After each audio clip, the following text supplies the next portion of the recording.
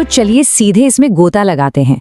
आज के इस गहरे विश्लेषण में हम इंटरनेट की दुनिया के एक ऐसे सुपरस्टार की कहानी को डीकोड करने वाले हैं जिसका नाम शायद ही किसी ने ना सुना हो, मोहित जोशी, या जिन्हें हम सब सौरव जोशी के नाम से जानते हैं। हम सिर्फ एक YouTube चैनल की बात नहीं कर रहे हैं, हम ये समझने वाले हैं कि आखिर कैसे एक बिल्कुल आम सा साधारण लगने वाला कंटेंट आज इंटरनेट का इतना बड़ा साम्राज्य बन गया है। सीरियसली ये सफर बहुत ही दिलचस्प होने वाला है। और जब मैं बड़ा साम्राज्य कहता हूं तो मेरा मतलब सच में बहुत बड़ा है। जरा इस आंकड़े पर गौर कीजिए, 20 अरब से ज्यादा कुल व्यूज। जी हाँ, 20 अरब। साथ में आते हैं करीब 38.5 मिलियन सब्सक्राइबर्स। ये नंबर्स किसी भी डिजिटल क्रिएटर के लिए एक सपने जैसे हैं। हर दिन लाखों लोग इनकी रोजमर्रा की जिंदगी का हिस्सा बनने के लिए अपनी स्क्रीन से जुड़ते हैं और ये स्केल अपने आप में बिल्कुल हैरान करने वाला है। तो इस चर्चा का हमारा रोड मैप कुछ इस तरह रहेगा।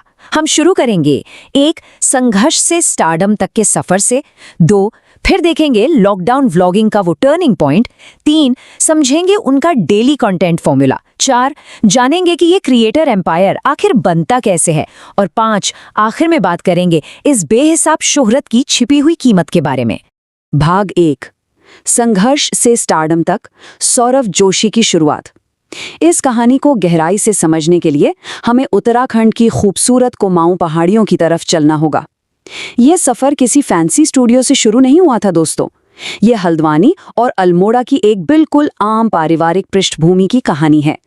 एक बढ़ई के बेटे से लेकर इंडिया का सबसे बड़ा व्लॉगर बनने तक का सफर। ये कॉन्ट्रास्ट अपने आप में कितना बड़ा है ना।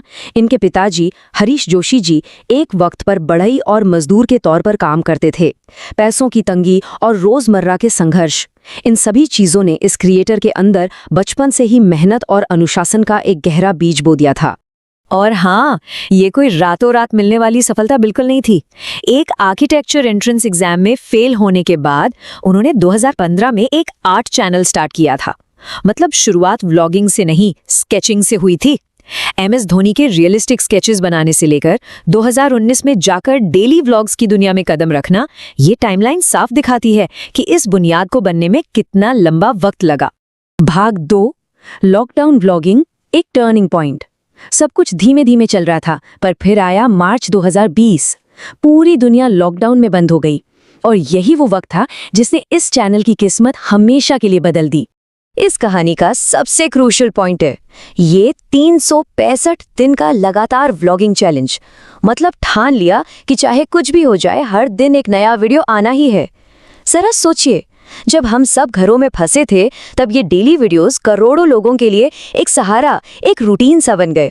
एक आम मिडिल क्लास परिवार की वही रोज की जिंदगी देखना सबको एक अजीब सा सुकून और अपनापन दे रहा था।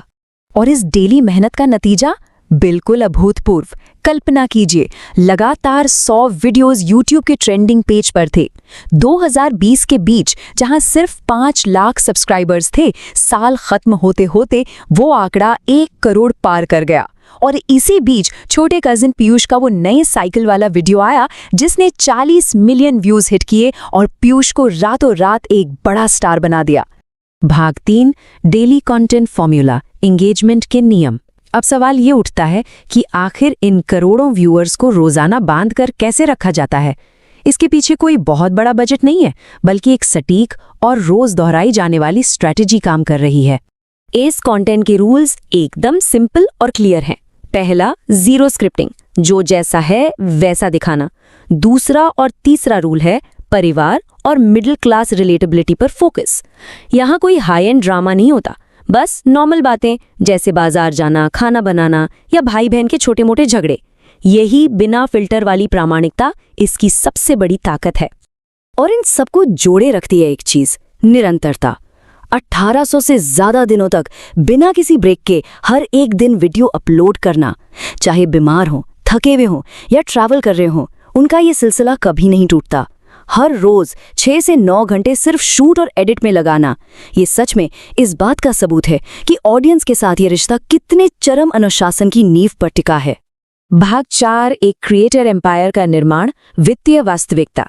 चलिए अब आगे बढ़ते हैं। हमने मेहनत की बात कर ली, अब बात करते हैं फाइनेंशियल रियलिटी की। देखते हैं कि कैसे एक सिंपल डेली व्लॉग आज एक विशाल करोड़ों रुपए के साम्राज्य में बदल चुका है। अगर हम इन फाइनेंशियल नंबर्स पे नजर डालें तो ये सच में किसी सपने से कम नहीं लगते। अनुमानित नेटवर्थ आज 25 से 34 करोड़ रुपए के आसपास है। सिर्फ यूट्यूब एडसेंस से ही हर महीने की इनकम करीब 35 से 50 लाख रुपए आंकी जाती है। और हल्द्वानी में लिया गया वो 3 से 5 करोड़ का नया घर, ये उन शुरुआती दिनों की तंगी के बिल्कुल उलट एक नई सच्चाई पेश करता है। ये है डिजिटल इकोनॉमी की असली पावर। लेकिन इनकम सिर्फ एडसेंस तक लिमिटेड नहीं है। अगर हम इस रेवेन्यू चार्ट को देखें तो ब्रांड स्पॉन्सरशिप्स, म्यूजिक वीडियोस और इनकी अपनी मर्चेंडाइज भी इस कमाई का एक बहुत बड़ा हिस्सा हैं। यही वो अलग अलग स्ट्रीम्स हैं जो टोयोटा, फॉर्च्यूनर और पोर्श 718 जैसी लग्जरी चीजों को फंड करती हैं। यहाँ एक पूरा का पूरा बिजनेस मॉडल काम कर रहा है।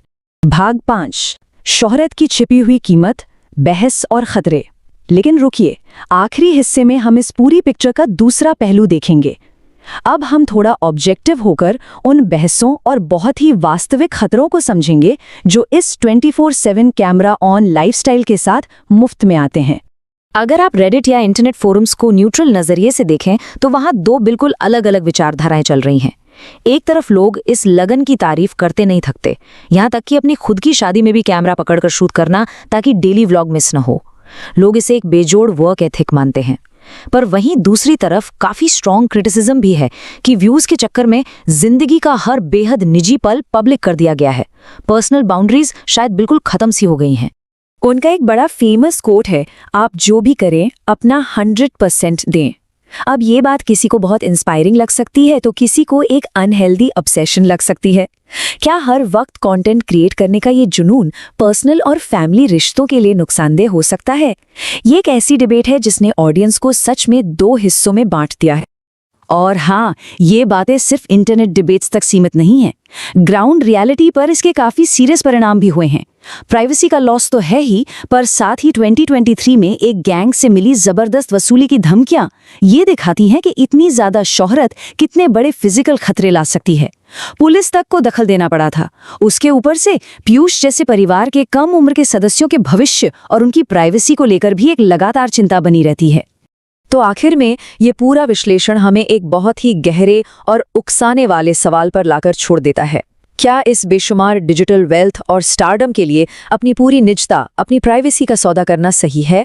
क्या आज की क्रिएटर इकोनॉमी में सक्सेस का यही एक सस्टेनेबल और स्थायी फॉर्मूला बचा है? इस बारे में जरूर सोचिएगा, क्योंकि आधुनिक डिजिटल युग के इस नए ख्वाब की असली कीमत शायद हम अभी पूरी तरह समझ ही नहीं पाए हैं।